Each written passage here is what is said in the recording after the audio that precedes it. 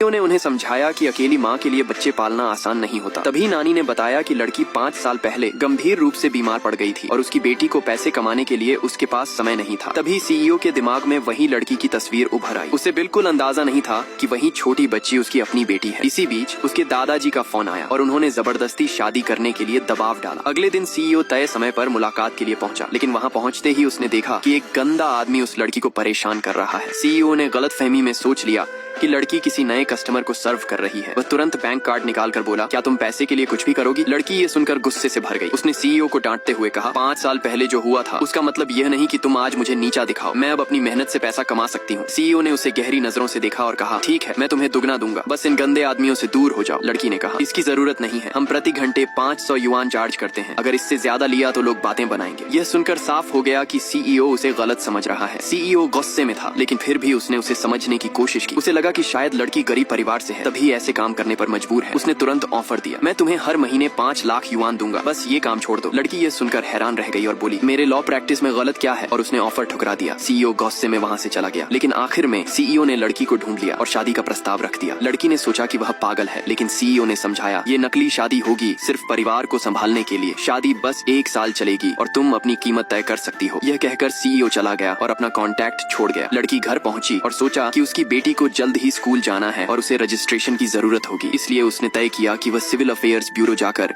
शादी का सर्टिफिकेट ले लेगी। शादी के बाद सीईओ ने कहा, तुम मेरे घर में ही रहो ताकि हमारे रिश्ते को लेकर कोई अफवाह न फैले। लड़की ने अनमने मन से हामी भर दी, लेकिन जब वह सीईओ के घर पहुंची तो उसे एहसास हुआ कि अब वह अपना राज ज्यादा देर तक छुपा नहीं पाएगी। अब असली खेल तो यहीं से शुरू होता है। क्या सीईओ सच जान पाएगा?